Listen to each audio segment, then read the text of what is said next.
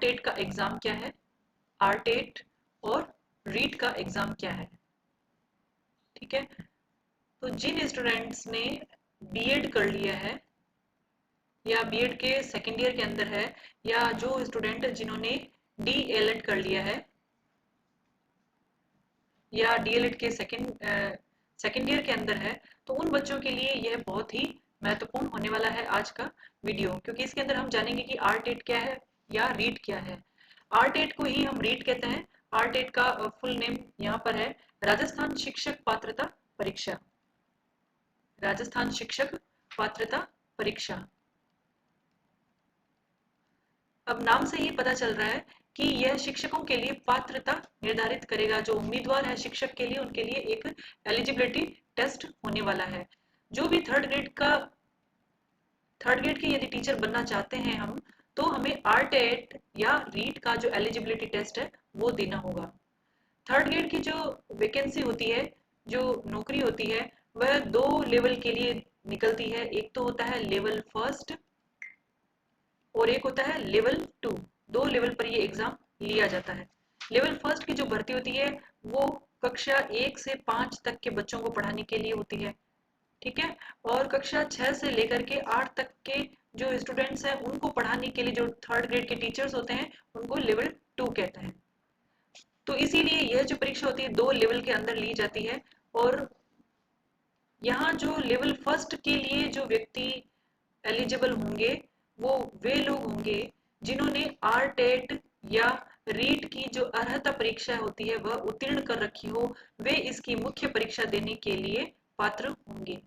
अब इन कंसेप्ट को हम थोड़ा सा क्लियर कर लेते हैं कि यह मुख्य परीक्षा क्या है और पात्रता परीक्षा क्या है।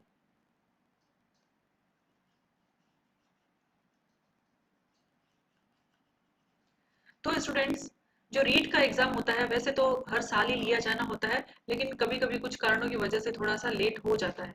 अभी तक लगभग 5 बार रीट का एग्जाम हो चुका है। पहले सिर्फ रीट का एक ही एग्जाम होता था, उसके अकॉर्डिंग ही थर्ड ग्रेड के टीचर ले लिए जाते थे, लेकिन आजकल 2 एग्जाम कर दिए गए हैं, प्री और मेन। इस सभी कंसेप्ट को समझने के लिए सबसे पहले हम समझते हैं ये जो एग्जाम है यानी कि आर टेट, इसका नाम है राजस्थान शिक्षक पात्रता परीक्षा या शिक्षकों के लिए राजस्थान की पात्रता परीक्षा यानी कि रीट। और इस परीक्षा का जो संचालन करता है, जो कंडक्शन करता है, वह करता है आरबीएससी बोर्ड यानी कि माध्यमिक शिक्षा बोर्ड राजस्थान करता है। यह तो संचालन करता है, लेकिन इस परीक्षा का जो आयोजन करता है वह है राजस्थान अधीनस्थ एवं मंत्री स्तरीय सेवा चयन बोर्ड जयपुर। यह आयोजन करता है और यह संचालन करता है, और इसे हम कहते हैं RSMSSB जयपुर। ठीक है, तो इनके द्वारा यह परीक्षा आयोजित करवाई जाती है। और यह जो परीक्षा होती है यह राज्य स्तरीय परीक्षा होती है, स्टेट लेवल का एग्जाम होता है और ऑफलाइन मोड पर होता है, ऑनलाइन नहीं होता है। ये हमें पेपर सेंटर पर जाकर के देने होते हैं, ऑफलाइन मोड पर ये एग्जाम लिया जाता है। इसके अंदर 2 परीक्षा होती है। एक तो होती है प्री या प्रारंभिक परीक्षा और दूसरी होती है मुख्य परीक्षा या मेन एग्जाम। ठीक है, आर टेट का या रीट का ये 2 एग्जाम होते हैं। मुख्य परीक्षा या प्रारंभिक परीक्षा सिर्फ हमारी अर्हता के अंक प्राप्त करने होते हैं। हमें मेंस देने के लिए, योग्य होने के लिए परीक्षा देनी होती है। इसके अंक निर्धारित होते हैं, उतने ही अंक हमें लाने होते हैं। और मुख्य परीक्षा, जिन कैंडिडेट्स ने प्रारंभिक परीक्षा की न्यूनतम अर्हता प्राप्त कर ली है वे मुख्य परीक्षा में बैठने के लिए एलिजिबल हो जाते हैं। अब ये जो प्रारंभिक और मुख्य परीक्षा है यह 2 तरह के लेवल होते हैं, लेवल फर्स्ट और लेवल सेकेंड।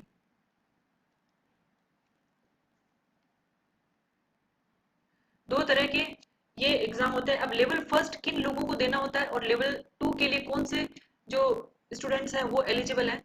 तो टीचर की जो ट्रेनिंग होती है वह 2 तरह की होती है। एक तो बच्चा 12th करके बीएसटीसी का एग्जाम देता है, ठीक है, और डीएलएड के लिए ये एक डिप्लोमा होता है 2 वर्षीय। उसका कोर्स करता है, और या फिर बच्चा ग्रेजुएशन करता है, बीए, बीएससी, बीकॉम, जो भी ग्रेजुएशन का कोर्स होता है वह करके, और फिर एग्जाम देता है पीटीईटी का, और उसके बाद में उसका सिलेक्शन हो जाता है बीएड के लिए। बीएड 2 साल की ट्रेनिंग की जाती है। जो बच्चा डीएलएड के दूसरे साल में है, या बीएड के दूसरे साल में है, या फिर जिन्होंने डीएलएड कर लिया है, या फिर जिन्होंने बीएड कर लिया है, वे इसके लिए जो न्यूनतम एलिजिबिलिटी का एलिमेंट्री टेस्ट है वे देने के योग्य हो जाते हैं। जिन बच्चों ने डीएलएड किया है वो लेवल फर्स्ट के लिए एलिजिबल हो जाते हैं, और जिन बच्चों ने बीएड का एग्जाम दिया है या सेकेंड ईयर में है वो लेवल 2 के लिए एलिजिबल हो जाते हैं। अब ये जो लेवल फर्स्ट है, लेवल फर्स्ट के लिए जो कक्षा 1 से 5 तक पढ़ाने वाले स्टूडेंट्स हैं, जो स्टूडेंट्स डीएलएड का कोर्स कर रहे हैं और कक्षा 1 से 5 तक को पढ़ाने के लिए टीचर बनना चाहते हैं, उन्हें लेवल फर्स्ट का एलिमेंट्री जो एग्जाम होता है वो देना होगा, जिन्होंने डीएलएड के सेकेंड ईयर में है।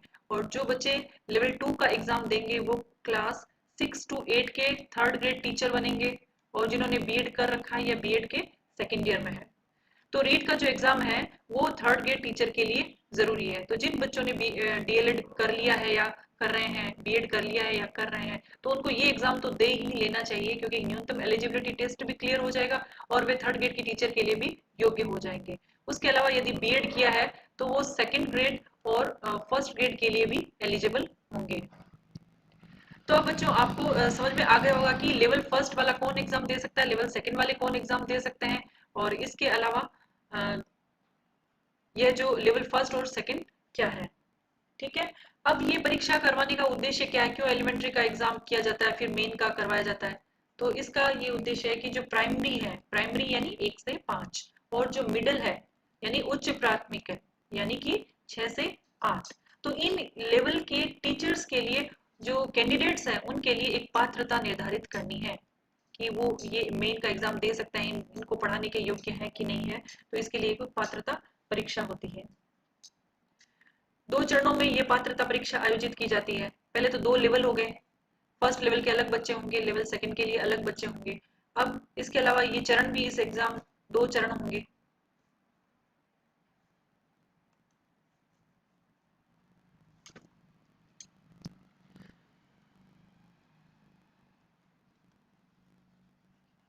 यानी कि पहला जो चरण होगा वह प्रारंभिक परीक्षा होगा, जिसकी अर्हता प्राप्त कर ली गई है तो वह मेंस का एग्जाम दे सकता है और टीचर बन सकता है।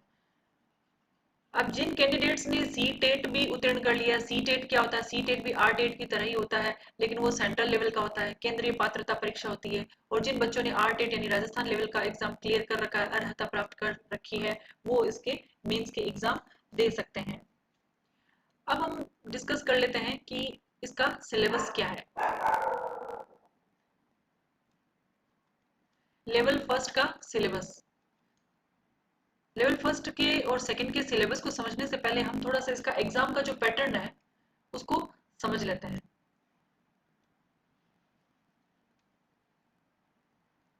एग्जाम का पैटर्न किस तरह का है लेवल फर्स्ट और लेवल 2 के लिए।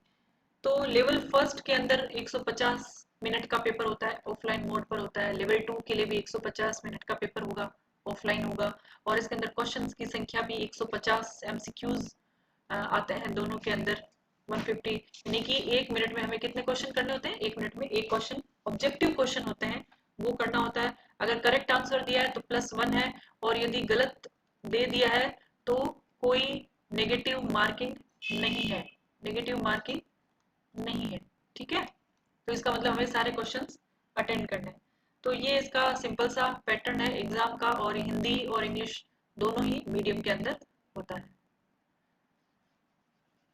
तो स्टूडेंट्स अब हम देख लेते हैं कि इसका सिलेबस क्या है। बहुत ही सिंपल सिलेबस है। जो लेवल फर्स्ट है, जिन्हें 1 से 5 तक को पढ़ाना, उनके लेवल फर्स्ट के अकॉर्डिंग क्लास 1 से 1 to 5 तक का ही कोर्स है। जैसे कि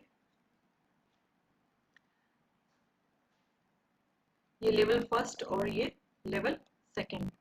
तो लेवल फर्स्ट के लिए है बाल विकास, बाल विकास और शिक्षा शास्त्र, बाल विकास और शिक्षा शास्त्र, और इसके अंदर भी यही सेम टॉपिक है, बाल विकास और शिक्षा शास्त्र का भाषा फर्स्ट और भाषा सेकंड, सेम पैटर्न हियर। और यहां पर है लेवल फर्स्ट के लिए गणित और पर्यावरण अध्ययन, यानी कि ईवीएस, पर्यावरण अध्ययन, उससे रिलेटेड टॉपिक यहाँ पूछे जाते हैं। जबकि यहाँ लेवल 2 में थोड़ा सा यहाँ पर चेंज हो जाता है, यहाँ पर गणित विज्ञान आ जाएगा, यानी जो बीएड या डीएलएड के स्टूडेंट्स हैं यहाँ पर बीएड वाला ही दे सकता है। तो जो बीएड के स्टूडेंट्स हैं, साइंस के टीचर बनना चाहते हैं, उन्हें मैथ्स साइंस पढ़ानी होगी, मैथ्स का टीचर बनना चाहते हैं तो भी मैथ्स साइंस उन्हें पढ़नी होगी। और इसके अलावा होता है जो एसएसटी के स्टूडेंट्स हैं उन्हें सामान्य अध्ययन, इनमें से कोई एक चूज करना होगा। ठीक है, ये इसका सिलेबस है। और मैथ्स और science up to 10th level के, एसएसटी भी 10th लेवल तक की पूछी जाती है। बाल विकास और जो शिक्षा शास्त्र है उसका सिलेबस 20 क्वेश्चंस आते हैं और बहुत ही सिंपल सा छोटा सा सिलेबस है इसका। बाल विकास की अवधारणा, बच्चों का विकास, डेवलपमेंट, उसके कंसेप्ट क्या है, कौन सी स्टेज में क्या डेवलपमेंट होता है, mental, physical and social, moral development, तो बाल विकास की अवधारणा आ जाएगी। इसके अंदर जीन पियाजे आ जाएगा, कोलबर्ग आ जाएगा, वाइगोत्स्की है। और उसके अलावा है समावेशी शिक्षा, इंटीग्रेटेड एजुकेशन। समावेशी शिक्षा में हम क्या पढ़ते हैं, सभी तरह के जो बच्चे होते हैं, सभी परिवेश के, सभी एलिजिबिलिटी, फिजिकल, मेंटल, उन सभी की एजुकेशन को शामिल करके पढ़ना। ठीक है, और सीखना यानी लर्निंग, इसके अंदर सारी थ्योरीज आ जाएगी, लर्निंग की सारी थ्योरीज आ जाएगी, जिसके अंदर थॉर्नडाइक है, पावलोव है, स्किनर है, बांडुरा है, टॉलमैन है। और उसके अलावा शिक्षा शास्त्र, पेडागोजी आ जाएगी। और विशेष आवश्यकता वाले बच्चों को समझना, विशेष आवश्यकता वाले बच्चे कौन से होते हैं, विशेष आवश्यकता वाले बच्चे, CWSN बच्चे आ जाएंगे। और उसके अलावा जो प्रतिभाशाली बच्चे हैं उनको समझना, वाले बच्चों को समझना। ये इतना सा सिलेबस है आपके साइकोलॉजी का। 20 क्वेश्चन आने हैं और 20 के 20 हमें सही करने हैं। यदि हमने इन इतने से टॉपिक को अच्छे से, इनके कंसेप्ट यदि हमने क्लियर कर लिए हैं एक्सेलेंट लर्निंग के वीडियो से, तो ये 20 नंबर हमारे कहीं भी नहीं जाने वाले हैं। ठीक है स्टूडेंट्स, अब हम बात करेंगे कि किस प्रकार से हमें तैयारी करनी है। तो ये हमारे पास पैटर्न था रीड का, और हमने ये भी देख लिया कि किस प्रकार से इसका सिलेबस है। जनरल कैटेगरी के स्टूडेंट्स उनको 60% लाना जरूरी है न्यूनतम एलिजिबिलिटी के लिए। एसटी जो स्टूडेंट्स है 36% लाना जरूरी है। अब तैयारी किस प्रकार से की जाए, how to prepare for REET exam. ठीक है, तो सबसे पहले हमें क्या करना होगा, कोई भी एग्जाम हमें देना हो तो हमें उसका जो सिलेबस है, जो करिकुलम है, उसको समझ लेना होता है कि क्या क्या टॉपिक दिए हुए हैं, क्या हमें याद करना है। ठीक है, और परीक्षा का पैटर्न क्या है, कितने क्वेश्चंस आएंगे, कितने नेगेटिव मार्किंग है या नहीं है, टाइम कितना मिलेगा, किस मोड से होने वाला है, तो इसकी हमें जानकारी सबसे पहले लेनी है। नेक्स्ट है टाइम टेबल बनाना। हमारे पास में जो भी पाठ्यक्रम है उसको हमें समय के आधार पर डिवाइड कर लेना है कि हमें कितने महीने में कितना कोर्स करना है, एक वीक में कितना करना है, फिर हमें डेली के गोल भी बना लेने हैं। तो ये हमारा हो जाएगा टाइम टेबल, जिसे हम अपने टाइम को मैनेज करके कंप्लीट करेंगे।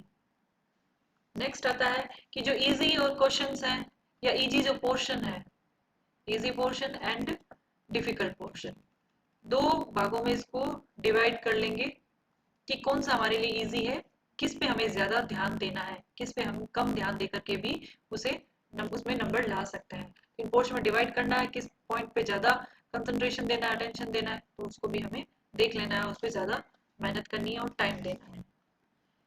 मॉक टेस्ट देना, हमने जो भी कंसेप्ट पढ़े हैं हमें समझ में आ गए हैं, लेकिन एग्जाम में हमें सोल्व करने के लिए प्रैक्टिस भी करनी होती है, इसलिए मॉक टेस्ट देना बहुत जरूरी है। पीवाईक्यू जरूर करें, पीवाईक्यू करने से हमें पता चलेगा कि एग्जाम्स में किस तरह के क्वेश्चन पूछे गए हैं और उनके आंसर, और किस तरह से हमें एलिमिनेशन टेक्निक से या किस टेक्निक से याद करके कंसेप्ट को सही आंसर तक पहुंचना है। और सबसे इंपॉर्टेंट चीज है टाइम का मैनेजमेंट, टाइम का मैनेजमेंट करना है। ये जो जितनी भी चीज़ें हैं, यदि हमने टाइम का मैनेजमेंट नहीं किया तो हम कोई भी गोल अचीव नहीं कर पाएंगे। हमें टाइम का मैनेजमेंट करना है। शुरुआत में हमने ये चीज़ें समझ ली है अच्छी तरीके से, हमने कंटेंट कलेक्ट कर लिया है, हमने ये डिसाइड कर लिया है कि हमें ये सी वीडियो से ये सारा पैटर्न कंप्लीट करना है, ये सारा सिलेबस कंप्लीट करना है। ये लिमिटेड होना चाहिए, ऐसा नहीं कि हमने लंबे लंबे कोर्स, बड़े बड़े कोर्स ज्वाइन कर लिए और अपना टाइम वेस्ट कर रहे हैं। इतना ज़्यादा कोर्स नहीं है, लिमिटेड कोर्स को ज्वाइन करके हम उसको पढ़ करके भी ये अपना जो टारगेट है उसको अचीव कर सकते हैं। मॉक टेस्ट करना है, जो भी पोर्शन इजी डिफिकल्ट है, किस पे ज़्यादा ध्यान देना है, इन सभी चीजों पर ध्यान दे करके हम अच्छे से तैयारी कर सकते हैं। और ये जो न्यूनतम एलिजिबिलिटी का टेस्ट है, रीट या आरटेट, हम इसको क्लियर कर सकते हैं और थर्ड ग्रेड टीचर के लिए एलिजिबल हो सकते हैं। जैसे ही हमने डीएलएड किया लास्ट ईयर में या बीएड किया या जैसे ही करके निकले हैं, ये हम क्लियर करके रख लें, ठीक है। क्योंकि जिससे कि जब भी एक वैकेंसी निकलेगी हम मेन एग्जाम के लिए एलिजिबल होंगे, चाहे थर्ड ग्रेड की निकले। और जिन्होंने बीएड कर रखा हो तो सेकंड ग्रेड और फर्स्ट ग्रेड के लिए भी एलिजिबल होते हैं। तो ये स्टूडेंट्स, ये सारी जानकारी थी रीट के बारे में कि ये एग्जाम जो है किस प्रकार से इसका परीक्षा का पैटर्न है, क्या सिलेबस है और किस तरह से हमें तैयारी करनी है। रीट का एग्जाम दे लेते हैं जब भी हम एलिमेंट्री एग्जाम दे लेते हैं, जो प्रारंभिक परीक्षा हमने उत्तीर्ण कर ली है, तो हमें एक प्रमाण पत्र दिया जाता है जिसकी वैलिडिटी जो प्रारंभ में तो 3 वर्ष के लिए थी, लेकिन वर्तमान में अब इसको हमने एक बार अगर सर्टिफिकेट प्राप्त कर लिया एलिजिबिलिटी का, तो ये हमारे लिए लाइफ टाइम चलने वाला है। यानी कि एक बार ये एग्जाम देना है, फिर हमें सिर्फ मेंस एग्जाम देना है। अगर एक बार उत्तीर्ण नहीं हो, दूसरी बार निकला, तो दूसरी बार हमें एलिमेंट्री यानी प्रारंभिक परीक्षा देने की जरूरत नहीं है, सिर्फ एक बार ही उत्तीर्ण करना है और हम सीधा मेंस थर्ड ग्रेड का मेन एग्जाम देंगे। ठीक है स्टूडेंट्स, आई होप आपको काफी चीजें क्लियर हो गई होगी और आप अपने लिए एक अच्छी सी स्ट्रेटेजी बना सकते हैं जिससे कि आप अपने गोल को अचीव कर सकते हैं। मेरी शुभकामनाओं के साथ keep learning and keep watching excellent learning videos.